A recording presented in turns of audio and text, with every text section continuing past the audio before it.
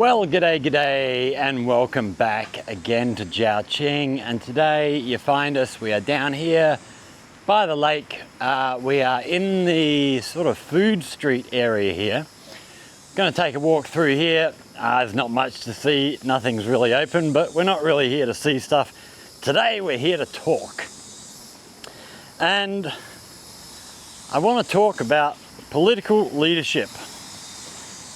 Specifically political leadership in the West at the moment, which the more I hear at the moment, the more disgusted I am. Now, this all relates to the stuff that's going on in the Middle East at the moment, which I've sort of tried to stay away from talking about. It's not really my area. I have my thoughts on a lot of the stuff that's going on, but you'll probably figure out where I stand on a lot of this stuff. Wow, look at these trees behind us. They've put up these big fake flower things going up the trunks of these trees. They look really good. Yeah, you'll probably figure out where I stand on what's going on between Israel and Gaza and various other places as we go through this video. But the reason I'm talking about this is I watched a video this morning. I'll try and remember to link the video in the description below so you can go and have a look. I'm not going to remember all the ins and outs of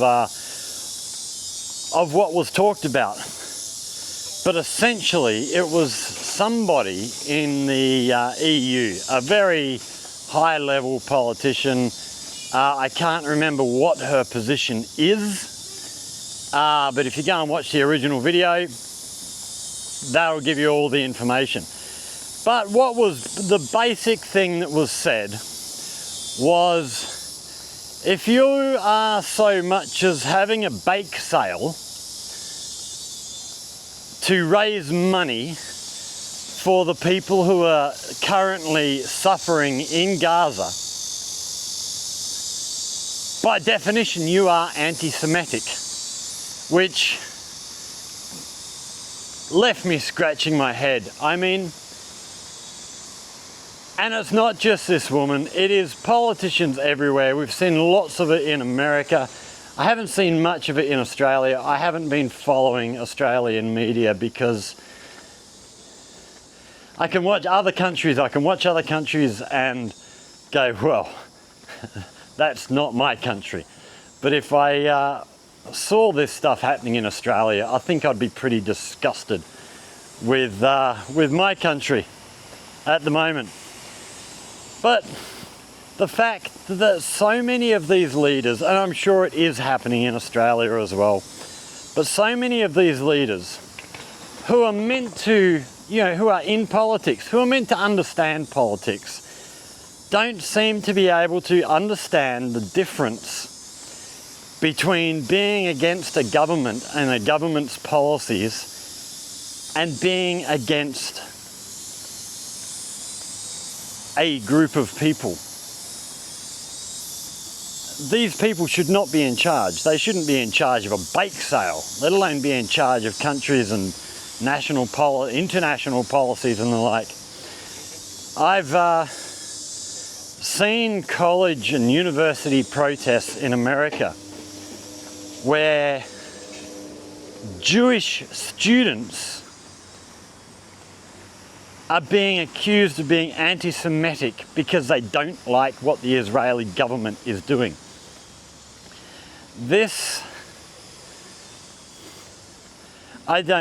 It's really, really difficult to understand how our leaders can be so thick. I mean, there's no other way to put it. They are thick. They have, actually no, I'm going to rephrase that. I don't think they are thick. I think they are bought and paid for. We know in America, AIPAC, the American-Israeli whatever it all stands for, I can't remember. But we know they donate millions and millions of dollars to politicians. And we know there are Israeli connections donating to politicians all around the world, which is why these people behave the way they do. They are not in any way honest actors. For me, all money, all donations, whether it's from political organisations, from industrial groups, from private companies, all donations need to be either limited or stopped entirely. Elections should be funded by the government. And we should be getting people who actually represent the views of the people that they are meant to represent. It's to see so many people protesting what's happening in the Middle East at the moment, and politicians just being blind to what blind deaf to what their constituents are saying, what they want. The idea that, I mean, I don't know how many are confirmed dead in Gaza now, but last I saw it was up over 50,000, which is, I think, about 2% of the population. That's the confirmed dead. I read a report where apparently 10% of the, I think it's 2.2 million population of Gaza is missing, which is up over 200,000. You know, women, children, all this sort of stuff. How is it possible that our politicians are still supporting this, are still defending this? We had a site when the Iran thing kicked off. There was a site that was bombed, which was very close to a hospital somewhere in Israel that Iran targeted. Israel came out and claimed that it's disgusting, they're targeting a hospital, which they weren't. There was, I think it was a Mossad site very close by, which was hit. The hospital got damage from the blast. The hospital itself was not hit. So they're going to complain about another country targeting a hospital in Israel. How many hospitals in Gaza have been targeted, have been destroyed? It's just the worst kind of hypocrisy. And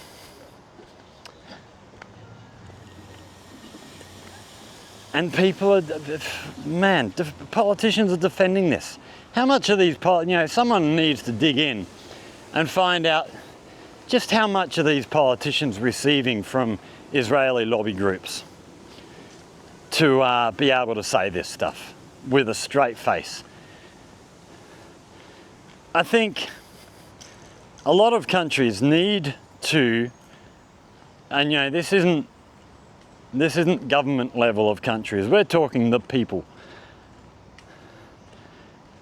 A lot of people need to start educating themselves and looking a hell of a lot deeper at their politicians and where their politicians receive their funding from. Because we, the people, are not being looked after. We are not our politicians' primary concern. Not all politicians, there are still some out there that actually do care about the people, but they're very, very few and far between at the moment, it seems like. It's really, really bad.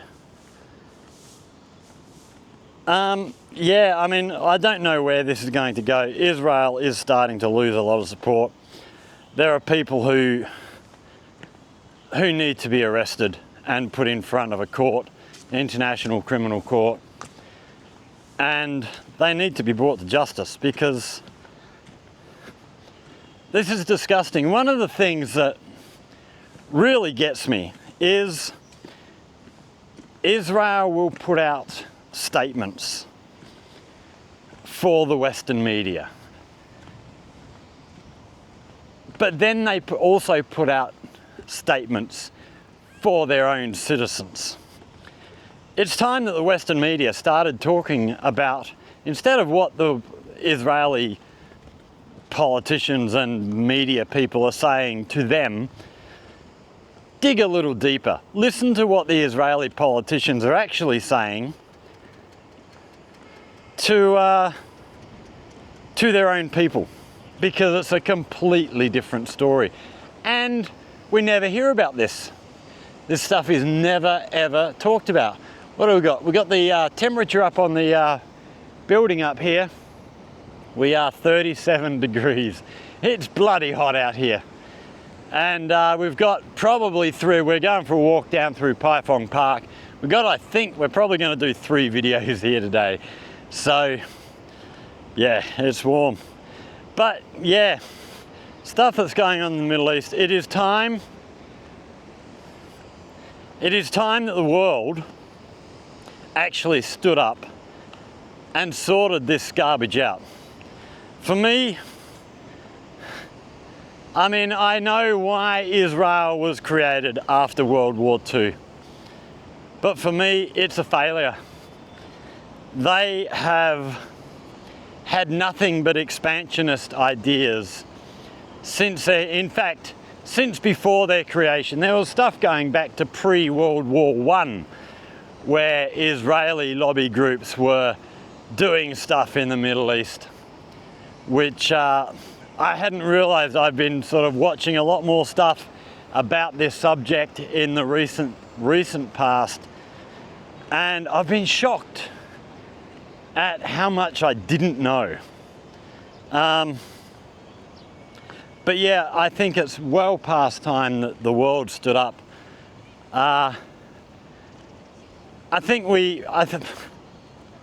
I really think we need to kick America out of this discussion, because, as we mentioned earlier, this AIPAC funds too many of their politicians, and I don't think America as a country can be objective. Especially, you know, we've heard what Trump said about emptying Gaza and turning it into a big tourist thing with a big Trump hotel and all this stuff. The rest of the world needs to pressure America,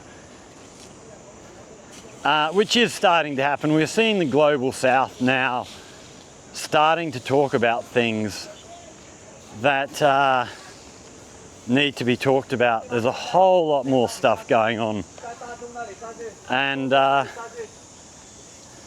it needs to be sorted out. There's too many people dying.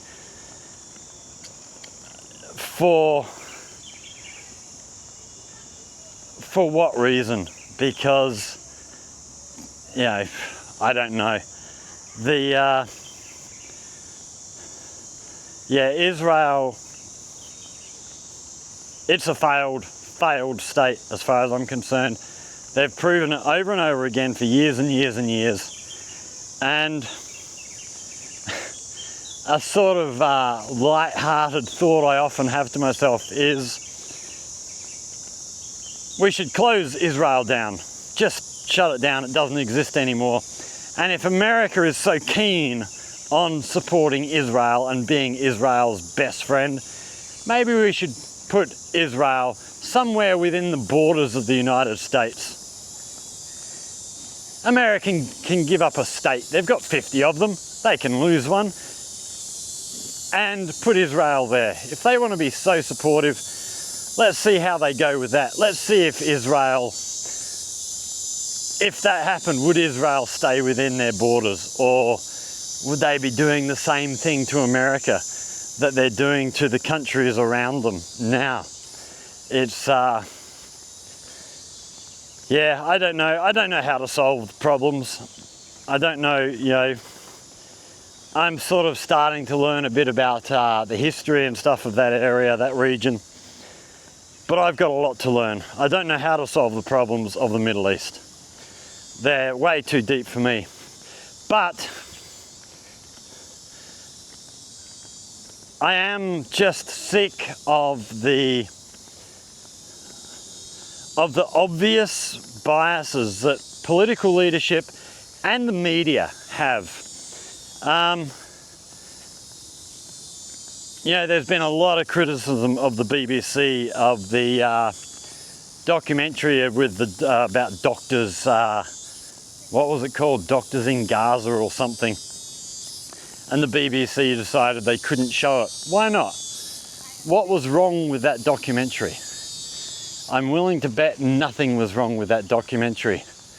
Oh goodness, we've chosen the wrong path here. I should have been over on the path to the right. This one's going to be in the sun quite a bit.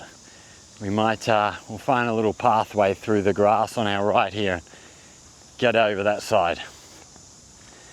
Yeah, the BBC, there's a couple of English guys that I follow that do political stuff, which we'll talk about in another video in a minute that we're going to do.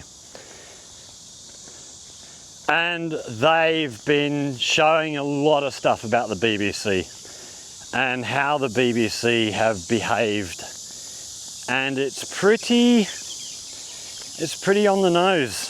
It's pretty bad. Yeah, I don't know how to solve these problems. I don't know. Yeah, I'm not in that space, but I do know that something needs to be done. And it needs to be done soon before Israel just completely wipes that place off the map. But yeah, no, I just wanted to have a rant because I think a rant is deserved occasionally. So yeah, I'm interested. What are your thoughts on what's happening over there? I've sort of tried to avoid saying the name too often because I'll probably get shut down by YouTube. But yeah, the way people are using the anti-Semitic accusation against everybody that is against the Israeli government. What are your thoughts? How do we stop it? What do we do? Because it is disgusting. I mean, all the other stuff aside, really this is about the use of that phrase, anti-Semitic. It is time that people stop. And here's the other problem with that.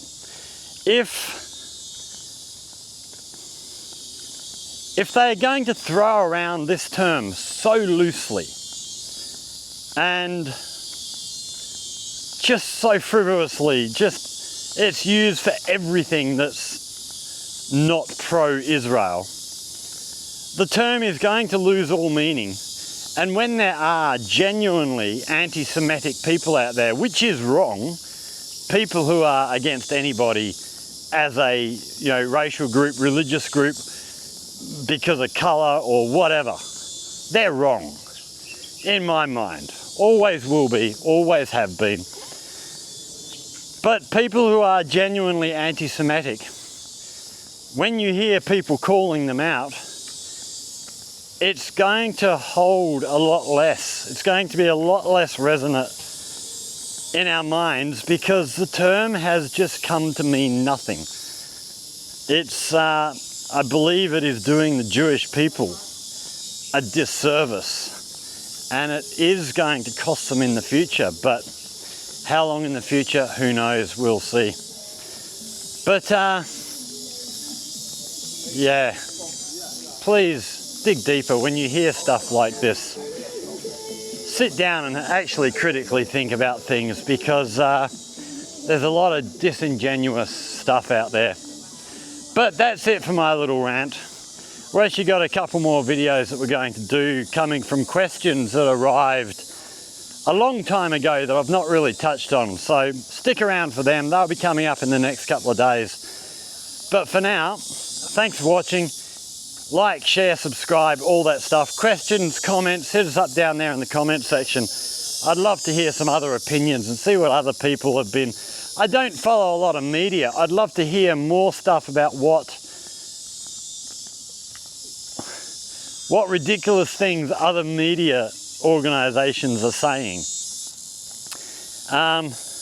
Yeah, hit us up down there in the comments. And as always, anything you would like to know about life here in China, in Guangdong, here in Jiaqing, again, hit us up down there in the comment section. If you come up with an idea for a video and it's a good idea, we'll go away, we'll do the research, make a video, help you learn what you want to learn. But for now, thanks for watching, everybody. I've got a couple more videos to make, so stick around. But for now, stay safe. We'll see you all in the next one. Cheers.